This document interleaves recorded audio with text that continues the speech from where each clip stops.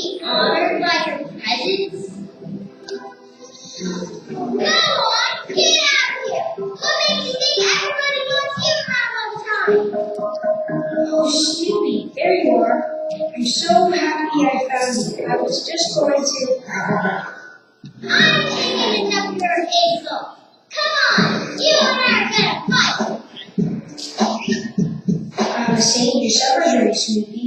I said it right over there for you. Come on, forget about eating. Fight like a man. No, I'm not gonna shake hands. If you want to get out of this fight, you're going to have to apologize by kissing my hand.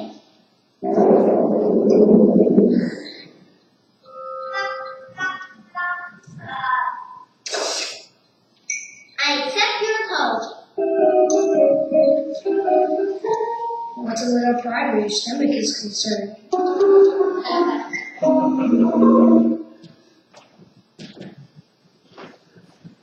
Wow, Snoopy, he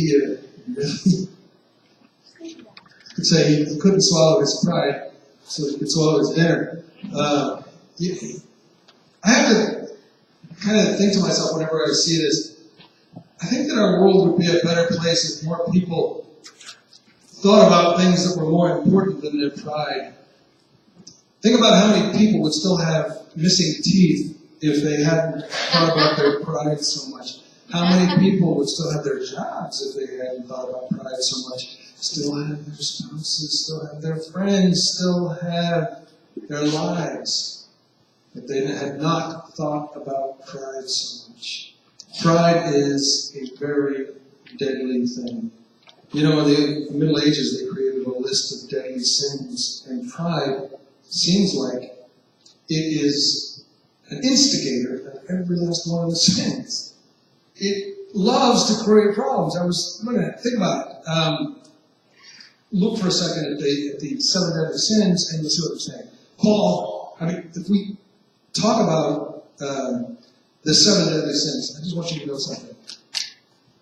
I'm not propagating that we create this list of 7 deadly sins and everybody has to pay attention to this list, but at the same time, boy, don't they like to show up. Pride convinces laziness that someone else should do it for me. Pride convinces lust that my pleasure comes before God's priorities. Pride convinces anger that if I don't get my way, somebody's going to have to pay. Pride convinces gluttony, well, I better get my fill. In fact, I deserve more than my fill. Pride convinces greed that the more that I have, the more I'm going to be satisfied. Pride convinces envy that I deserve better than you, or at least what you got. So pride loves to work its way in and through who you are. Pride, once it's hurt, boy, it can be a very damaging thing. The reason I said let's not create this list of 7 deadly sins is because there are other sins that are deadly as well. And instead of focusing on all the 7 deadly sins, I still say focus on what God wants us to do in our lives. Focus upon loving Him with all of our hearts. And if we truly love our neighbor as ourselves, these will be taken care of. Because if I truly love you, well, I'm not going to want you to have to do it for me. I'm going to want to do it for myself. If I truly love you, I'm not going to compromise who you are for my own gain. If I truly love you, how can I possibly hate you? If I truly love you, well, I'm not going to want more than you have. I want to make sure that you're taken care of too. If I truly love you, I'm glad that you've got what you got. I hope that you enjoy it. By the way, if you got a boat, invite me out sometime. Just don't let me fish. All right? And if you're a fisherman, enjoy. Anyway, I really think that when we begin to focus upon that, we realize that what pride is the great detractor from love. It keeps us from having the kind of love that God wants us to have. Now, the American Collegiate Dictionary defines pride as a high or inordinate opinion of one's own dignity, importance, merit, or superiority. Now, we normally use terms like egotistical, arrogant, selfish, vain, conceited, boastful, big-headed. Maybe you've used some other words. But the key to it all is this. No matter what words we use, it's always about those people with pride. Now, the Bible defines pride in a little stronger context. The Bible, whenever it talks about pride, it considers it the sin of exalting oneself, of placing one's own self-interest above the interest of others. Pride craves admiration and adoration, and it will not share the limelight. The only time pride is ever really good at sharing any kind of limelight is when I make you my, I'm about to say student, pupil, but it's even beyond that. It's more like I'm going to make you my serf. I am going to make you my vassal. And I will then help you because I know that you're well under me. And so now I'm going to help you. I normally would have to do this with 3-year-olds to be able to match them up. But anyway, this idea that somehow I can look down on somebody and help them, but nobody's my equal.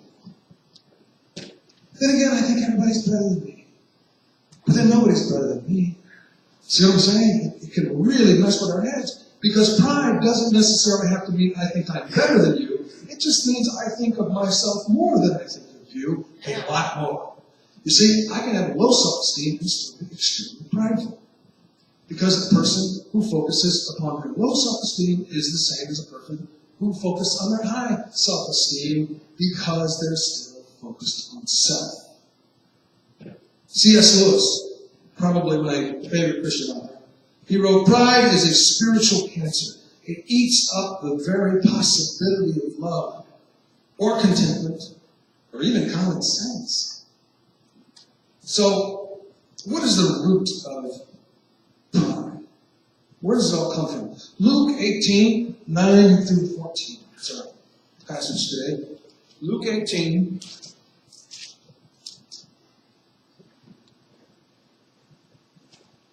Steve, that's the New Testament. Oh.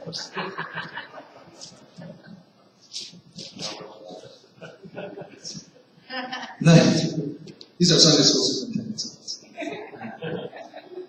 9 through 14. The parable of the Pharisee and the tax collector. To some who were confident of their own righteousness and looked down on everybody else, Jesus told this parable. He says, 2 men went up to the temple to pray. One of them was a Pharisee and the other a tax collector. The Pharisee stood up and prayed about himself. "God, I thank you that I am not like the other men, robbers, evildoers, adulterers, or even like that tax collector. I fast twice a week and I give a tenth of all I get." But the tax collector stood up at a distance. He would not even look up to heaven, but he beat his breast and he said, "God, have mercy on me, a sinner." I tell you that this man, rather than the other, went home justified before God. For everyone who exalts himself will be humbled, and he who humbles himself will be exalted.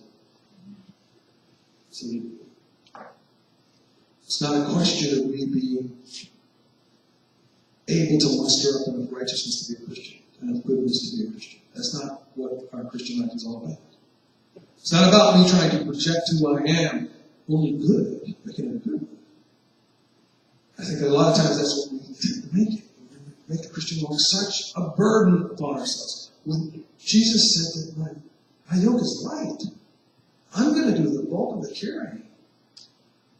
See, the root of pride, according to this passage, is self-righteousness. Look at the Pharisee's attitude. He wasn't as bad a sinner as the other guy. He was more spiritual because he, was pious and religious. I attend temple. I read my scroll. He didn't have a Bible, he had a scroll.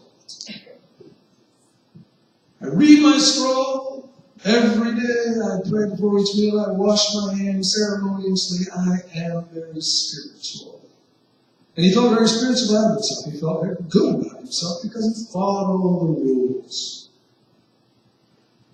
And then you look over at the tax collector. Now, if you haven't been here before, you haven't heard me say this, but this is the truth. The tax collectors were kind of like the mob, okay? They were allowed by the Romans to accept taxes, but usually they cheated people. So in other words, it was an extortion racket. You want to bring your fish into town, you're going to pay me 5 extra denarii. Why do I have to pay it? Because I said so. What are you going to do about it? Try to peddle your fish somewhere else. In fact, we're going to throw your fish out on the ground. We're going to put you in jail. Just for talking back to them. See, this was what a tax collector was. So when Jesus used the word tax collector, everyone heard him say Tony Soprano. You know what I'm saying? Everyone knew. That's a Christian term. Everyone knew that that's what he meant.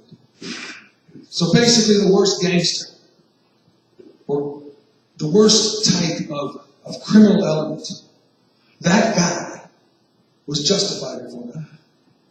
That doesn't seem fair, does it? Doesn't seem fair that this guy's going to be justified, whereas the guy who always attends church, you know, he tithes regularly, he does all the good things. Why isn't he justified? And the reason is because one of them admitted that they were a sinner in need of grace, and the other one said, I don't need any grace, I'm doing it on my own. That's self-righteousness. And whenever we try as Christians to project self-righteousness, or shall I say, try to make ourselves good enough for God, we're always going to fail. You say, man, today I'm going to get up and I'm going to be a Christian like you wouldn't believe, man. I'm going to do it all. I'm going to be a Christian, super Christian. I'm going to read my Bible. I'm going to pray. I'm going to tell everybody about Jesus. I'm going to pass out tracts. I'm going to get done doing that. I'm going to run over here and I'm going to paint that house over there for somebody. I'm going to put a big cross on it. I don't know. I'm going to carry a 500-pound Bible. And I'm going to have a bumper sticker that says, found Jesus on it. And I'm going to do this. I'm going to do that. I have all this stuff I'm going to do.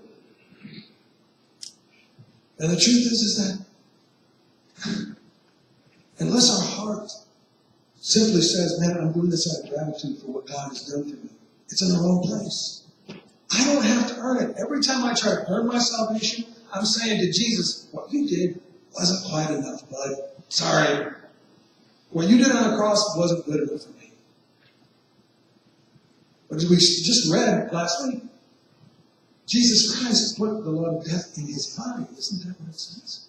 So if that's the case, I'm living under the new law of Christ. And that new law of Christ says, because he died for me, I can love God with all of my heart. And I can love my neighbor as myself. But I do it through the strength of the Lord. It's not self-righteousness that we need. It's God's righteousness in us. We have a difficulty giving up the worship of self to honor God, to focus on ourselves all the time. We think we deserve praise.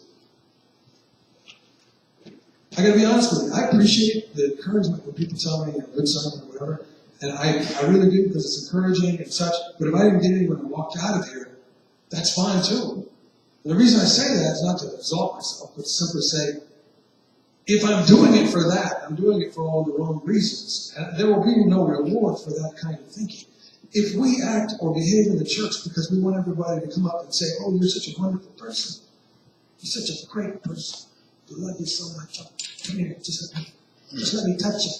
You know, yeah, that is the wrong attitude. The right attitude is, I'm going to serve God. And then everybody else, we're told to encourage one another. So I guarantee you, if you're serving God and giving all your heart, that what God's going to do is send some people along to encourage you, let you know you're on the right track. And it's kind of like geese. Anybody know how geese fly? They're honking at each other. You know what they're doing? See, whenever you fly in a geese formation, you're totally lost up there. I'm so far off. All right. Whenever geese fly together, they fly in V formations. Have you ever noticed that? You know why they do that? Wind resistance. Wind resistance. The first bird takes the brunt of the wind, and that begins to cut the wind down for each one of the ones in back. So the other ones fly a little easier. And then every once in a while they'll switch. So another one will come in front, and that one will pull back. Finally, get to coast, you know. And then what are they all doing? Have you ever heard them all honking at each other? Have you ever wondered why they're honking? You know what they're saying? You can do it! You can do it! Keep on! Keep on! They're encouraging one another. And I think sometimes as church, you know, we need to encourage people along these lines. But would you still fly the course if nobody was honking at you? We have to ask ourselves that question. Because I think sometimes when we don't get the praise, when we don't get the encouragement, people begin to fall apart. And we have to be careful. No. I'm doing it for the Lord. I'm doing it for the Lord. And I know that the Lord is pleased with what I'm doing. And that's enough. And then when you get encouragement, guess what? It's dessert. Don't make it your meal. If praise becomes your meal, it's pride.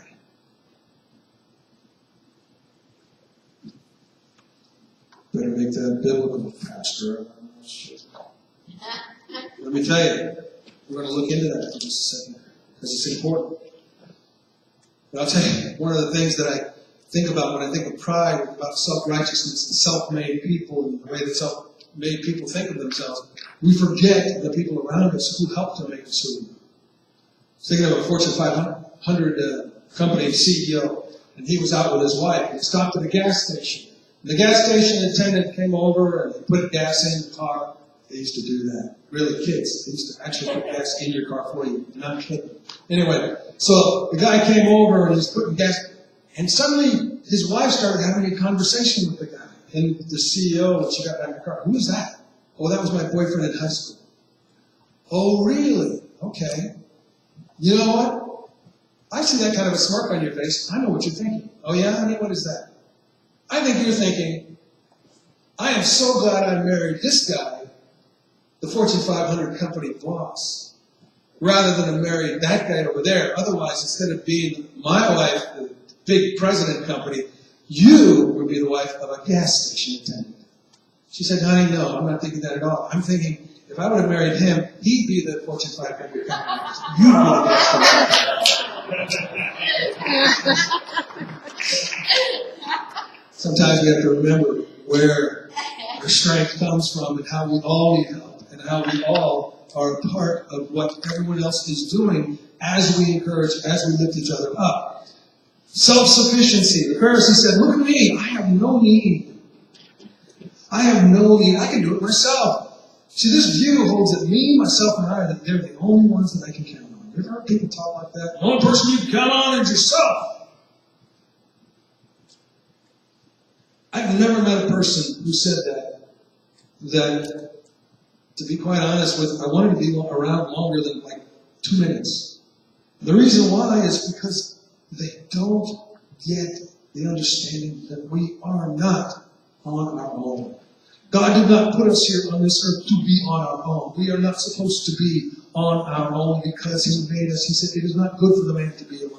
He immediately made a helper with the man. It is not good for people to be alone. Now, we all need a little bit of alone time. But if I think the only person I count on is me, myself, and I've got a real mess on my hands. Because that kind of an arrogance keeps me from getting help from others when I need it. And we all need help. Have you ever known people that need help and they couldn't ask? They didn't want to ask for help? Or if you tried to help them, they said, I can do it. I can do it. You know what they call those people? I can do it. I can do it. 2-year-olds. And we got a bunch of people who are 45 and 2-year-olds. 65 and 2-year-olds. I can do it. Nobody help me. I don't need any help. Man, I've seen people in struggling marriages, they would not ask for help. And the marriage fell apart. I have seen people in jobs where they were having a difficult time grasping some of the basics, but they had a good work ethic. And if they would have just asked for some help, they wouldn't have lost the job. I have known people who were in situations in school where they were having a little bit of a difficulty comprehending a certain aspect of a class. And if they would have asked for help, they would have gotten it.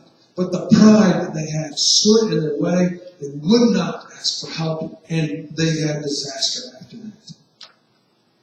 You see, that's pride. I've got money problems. Oh, but I'm too self-sufficient to get help. I've got issues with certain aspects of sin in my life. I can't overcome them. What do I do? The answer is, ask for help. Me? You wonder what I do? I say to my wife, don't let me eat that. She helps me not to eat that. I tell people, and I'm not saying this, like I said, I'm not bragging on me. I'm trying to tell you how weak I can be in certain areas. And my number one here is that make sure I don't eat too much. And I say to people around me, hey, if you see me with cheesecake, knock it out of my hand. Unless it's low carb cheesecake. Don't let me walk around, and if you see a dessert table, you see me go back for seconds on a day I call a carb day. Look, give me a look. Let me know you're disappointed in me. And I'll back away. You say, why? Why would you put yourself through that? Because I need accountability. You see, self-sufficient people, they don't want accountability. They just want people to just leave them alone. Let me do what I want. But accountability is a great thing. It helps out. Anybody's ever had a trainer knows what I'm talking about. Anybody's had a coach knows what I'm talking about. They push you a little bit harder. And we can encourage one another, lift one another up. But we've got to ask for help. Don't be afraid to ask for help. Don't think of yourself.